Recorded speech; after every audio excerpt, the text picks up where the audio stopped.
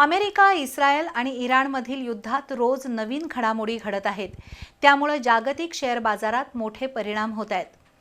आठवड्याच्या आजच्या पहिल्याच दिवशी भारतीय शेअर बाजारात आणखी एक भूकंप झाला. दिवसभरात सेन्सेक्स 1836 अंकांनी घसरून 72,696 वर बंद झाला, तर 601 अंकांनी घसरलेला निफ्टी 22,512 वर आला.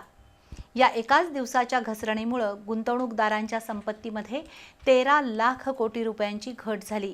तर त्याचवेळी सोन्या चांदीच्या दरातही मोठी घसरण झाली. पश्चिम आशियातील युद्धाचे परिणाम गडद होऊ लागलेत. गेले 3 आठवडे भारतीय शेअर बाजारात थोडी तेजी आणि जास्ती मंदी असं वातावरण आहे. त्यातून 85,000वर गेलेला सेन्सेक्स झपाट्यानं खाली आलाय. आज एका दिवसात सेन्सेक्स आणि निफ्टीमध्ये मोठी घसरण झाली. दिवसभरात सेन्सेक्स 1836 अंकांनी म्हणजेच 2.46% घसरला आणि 72,696 वर बंद झाला, तर निफ्टी 601 अंकांनी घसरून 22,512 वर थांबला. आज सर्वाधिक म्हणजे 60% टायटनचे शेअर घसरले, तर UltraTech cement, Tata steel, Bharat electronics, Trent, HDFC bank, Indigo, Adani port, Mahindra and Mahindra हे शेअर्ससुद्धा खाली आले. केवळ पॉवर ग्रीड, टेक महिंद्रा आणि HCL टेक हे 3 शेअर हिरव्या रंगात बंद झाले.